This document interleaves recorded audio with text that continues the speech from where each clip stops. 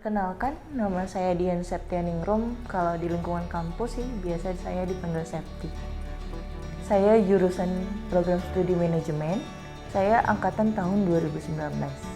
Untuk alasan sih tidak ada yang lebih tepatnya jawaban. Karena saya lagi mencari saat itu antara kuliah lanjut atau tidak kuliah. Saya bertemu dengan salah satu dosen yang mengajar di Sekolah Tinggi Ilmu Ekonomi Mars. Dosen tersebut menceritakan tentang Sekolah Tinggi Ilmu Ekonomi Mars. Nama saya Asnita Sijabat, jurusan saya Sarjana Manajemen. Pekerjaan saya di salah satu PMK Simalungun, yaitu Dinas Badan Kesbang Simalungun di bidang politik dalam negeri. Saya bekerja sudah hampir 12 tahun sebagai PNS. Dan saya menjadi PNS itu melalui jalur pengangkatan honor. Awalnya sih sebenarnya tidak ada niat, hanya karena kita sudah berkeluarga, kita hanya memikirkan untuk biaya kedepannya dan biaya anak gitulah. Tapi makin kita lihat ke depan, kita kalau ingin berkarir itu kita harus kuliah, kita harus berpendidikan begitu ya kan. Jadi niat kita untuk kuliah itu jadi ada. Gara-gara kita tidak mau jadi seorang staf aja, kita pengen berkarir ke depannya untuk lebih maju lagi. Halo, perkenalkan nama saya Wanda Utajulu, Prodi Akuntansi, kelas Malang. Saya bergabung di Sekolah Tinggi Ilmu Ekonomi di tahun 2020. Saya anak kedua dari 4 bersaudara. Orang tua saya seorang petani. Kalau SMK-nya saya dari SMK Negeri 2 Balige, jurusan akuntansi juga. Dan di Sekolah Tinggi Ilmu Ekonomi Mars juga saya memilih jurusan akuntansi. Ini awal motivasinya itu ya saat ketemu dengan MEM itu dijelaskan terperinci sekolah kita ini atau kampus kita ini bisa kuliah sambil bekerja, waktunya fleksibel, terus dosen-dosennya juga berkompeten di dalamnya. Walaupun kita kuliah sambil kerja, di situ kita dikasih ilmu tambahan lagi nih yang nggak kita dapatkan di luaran sana. Saya lulus SMK Satria Budi di wilayah kampung saya itu tahun 2013 dan saya masuk di Sekolah Tinggi Ilmu Ekonomi Mars tahun 2019. Jadi ada jeda waktu, dikala itu ada problem di keluarga.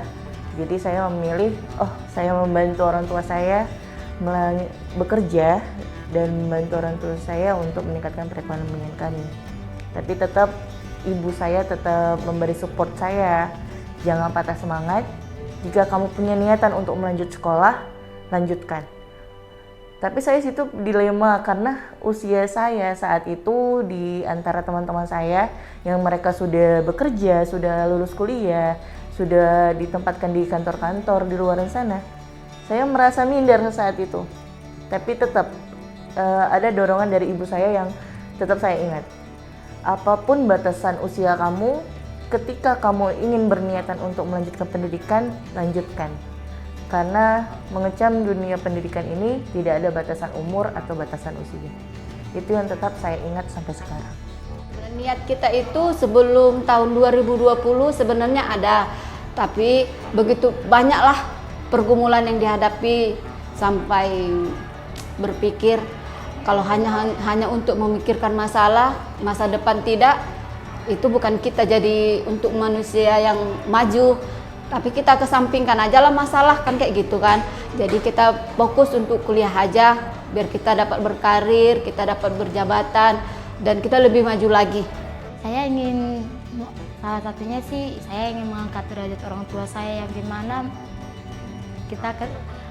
kita ketahui bahwasanya kalau di kampung kan semua omongan orang itu pasti sana sini lain omongannya gitu, yang apalah merendahkan lah atau apa gitu. Itu sih salah satunya saya ingin mengangkat derajat orang tua saya dan saya ingin menunjukkan kepada semua orang yang di sini bahwasanya walaupun dia dari keluarga petani atau keluarga susah, kalau memang niatnya pengen kuliah, memang tekad untuk kuliah dan berusaha, semua pasti ada jalan gitu. Dan Wanda juga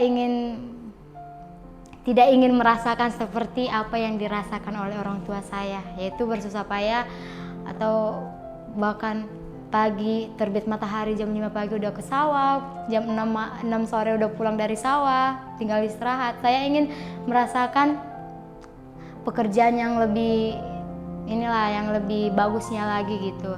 Saya bukan berarti saya sombong atau gimana, tapi saya sudah merasakan gimana sih keadaan orang tua saya. Saya pengen memperbaiki ekonomi keluarga gitu.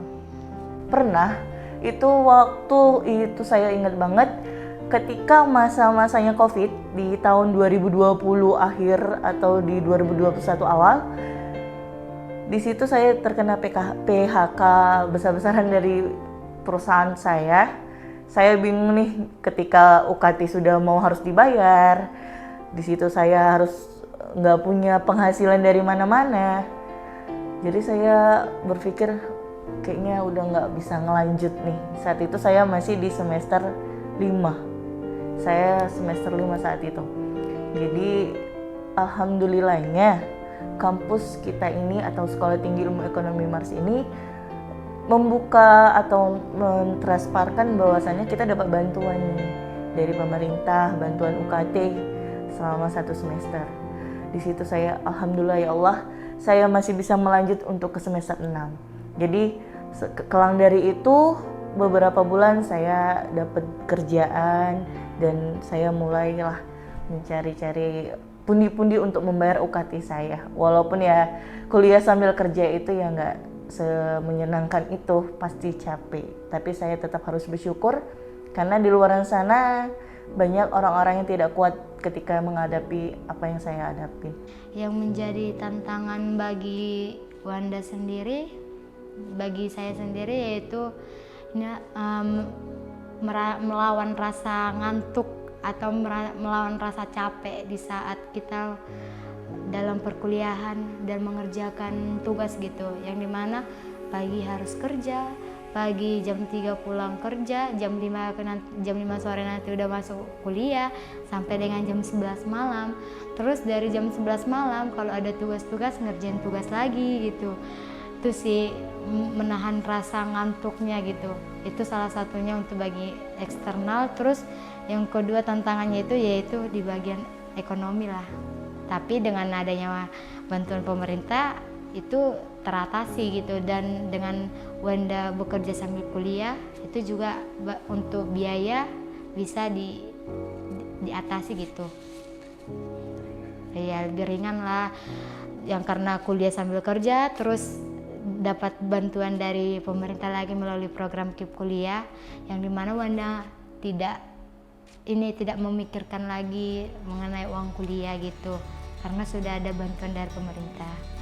Kesan-kesan selama saya berkuliah di Mars, melalui dosen kita bisa bersahabat, kita bisa jadi teman, jadi tempat kita curhat gitu. Kesan-kesan enak lah sebenarnya kalau kesan-kesannya selama di Mars ini. Kalau kesulitannya, rasaku nggak ada kesulitan. Ya, nggak ada kesulitan lah selama kita kuliah di sini. Kesulitannya kalau ya melalui keuangan kita aja gitu. Kalau kita selama berkuliah di Mars ini kesulitannya nggak ada. Saya pilih jurusan manajemen saya karena tidak mau yang ribet-ribet. Kita hanya untuk manajemennya aja. Kalau kita ke akuntansi ya kita perhitungan, ya hidup keluarga aja pun udah ribet, apalagi lah nanti menghitung-hitung lagi Pak. Jadi lebih bagus kita memanage saja lah. Kalau kesannya sih sangat-sangat berkesan, karena saya dari sekolah tinggi ini saya bisa punya pengalaman, bisa ikut studi independen bersertifikat dari kementerian, bergabung dari seluruh universitas yang ada di Indonesia.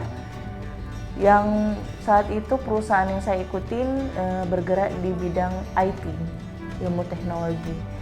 Yang dimana kan kita tahu nih, Sekolah Tinggi Ilmu Ekonomi Mars kan basicnya ekonomi ya. Jadi pengalaman saya nih, saya benar-benar basic di situ, benar-benar dilatih banget gimana kita harus mengenal IT di luar sana. Jadi sangat-sangat berkesan banget Sekolah Tinggi Ilmu Ekonomi Mars bagi saya. Selama mengikuti kuliah kemarin pernah lolos di kampus Merdeka MSIB ketiga, yaitu studi independen pertukaran mahasiswa, di salah satu PT IRP, Sitek IRP, yang dimana itu juga membahas tentang accounting, aplikasi akuntansi. Dan itu juga menjadi salah satu judul yang Wanda buat dalam skripsi Wanda. Yang menarik sih menurut Wanda, ya dari contohnya satu Indonesia itu satu universitas yang ada di Indonesia ini dikumpulkan dalam satu instansi gitu. Jadi apa yang tidak kita ketahui, kita bisa bertukar pikiran dengan mahasiswa lainnya gitu, dan kita menambah relasi gitu. Kualitas perkuliahan di Mars ini cukup memuaskan. Cara mereka mengajarkan ke kita itu bagus, sehingga kita pun sanggup, bisa kita menangkap gitu. Enggak seperti mereka menyampaikan itu tidak seperti formil, tidak. Mereka seperti biasa, mereka menjadikan kita teman. Jadi kalau saat pembelajaran kita gampang menangkapnya. Salah satunya kan antara hubungan dosen dengan mahasiswa harus ada saling terbuka, jadi jangan terlalu ada perbedaan. Jadi ibaratnya kita jadi teman, kan pembelajarannya pun jadi lancar gitu. Salah satulah dosen yang sangat berkesan bagi saya itu Pak Pandra. Pak Pandra, walaupun Bapak itu gimana lah, Bapak itu agak pendiam atau gimana, tapi itu salah satu dosen favorit saya, Pak Pandra. Karena Bapak itu gimana lah ya, kalau mengajar itu Bapak itu berbeda dengan yang lain. Bapak itu cara mengajarnya ya, kita ini kita dianggapnya itu semua teman sebenarnya teman. Cuman kadang-kadang bercandanya Bapak itu nggak pernah bercanda, cuman kita bercandain Bapak itu kan gitu. Mengerti lah dengan kalau udah dibilang Pak permisi Pak, pulang duluan, sudah berkeluarga, walaupun memang waktunya udah pas, oh silakan Bu, kayak gitu. Kalau komunikasi sama Pak Pandra memang enak. Kalau kita chat dia, Pak minta tolong ininya Pak, kayak mana caranya begini, Bapak itu langsung jawab. Ramah dan ya gimana lah kita bilang Pak Pandra. Ada dosen yang jadi mentor saya, sekaligus dia bagian staf Civitas juga. Ya bisa dibilang nama dosen itu boleh disebutkan. Dosen yang saya sebutkan itu Ibu Yusmalinda.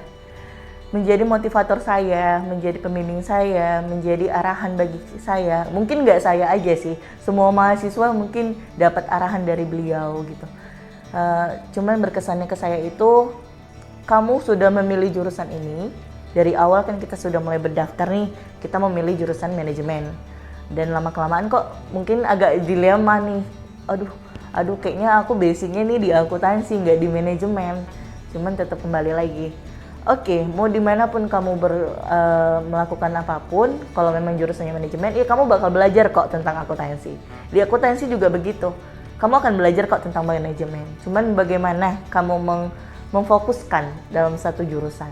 Itu biar kamu nggak terpecah nanti, biar kamu nggak jadi kesana kemari nggak jadi apa-apa gitu. Jadi ibu itu selalu bilang, lanjutkan, jalankan saja sesuai dengan keinginan hati kamu, dan tetap jangan terlalu sombong dengan apapun yang kamu punya gitu. Sesama teman angkatan pastinya jangan lupa sama alma mater kita, Sekolah Tinggi Ilmu Ekonomi Mars. Dari alma mater kita lah kita bisa ketemu, dari alma mater kita lah kita bisa berkembang, dari alma mater kita lah kita bisa kenal siapa kamu, siapa saya, dan siapa kita. Untuk Sekolah Tinggi Ilmu Ekonomi Mars, saya berharap semakin eksis ke depannya, semakin memiliki integritas yang sangat-sangat baik ke depannya. Dan sejauh ini dosen-dosennya juga sangat-sangat intelektual. Semoga dosen-dosennya juga makin berkembang. Dan satu hal lagi, saya juga cinta dengan alma mater saya. Dan untuk Bapak Ibu dosen, terima kasih untuk kurang lebih 4 tahun ini adalah mengajari kami, yang sabar mendidik kami, yang dengan senang hati atau dengan ketabahan untuk menjadi teman kami curhat juga, teman kami untuk diskusi gitu. Dan terima kasih juga untuk semua motivasi yang diberikan kepada kami, pembelajaran yang diberikan kepada kami. Semoga Bapak Ibu dosen selalu diberikan kesehatan dan panjang umur lah. Saya berharap Sekolah Tinggi Mars ini semakin maju, semakin berkembang, dan dosen-dosennya juga semakin dan semakin sukses dalam pembelajaran. Dan untuk mahasiswa-mahasiswa yang masih belajar di Sekolah Tinggi Mars ini semakin giat, karena ilmu itu sungguh mahal. Untuk Mama dan Papa, inilah hasil kerja keras kalian. Terima kasih atas kerja keras kalian. Aku sudah bisa sarjana. Aku bangga punya orang tua seperti kalian yang memberikan motivasi kepadaku, dan baik itu dukungan melalui material maupun mental gitu. Mak, Pak, anak muda sarjana loh. Bangga nggak kalian sih, Mak, Pak?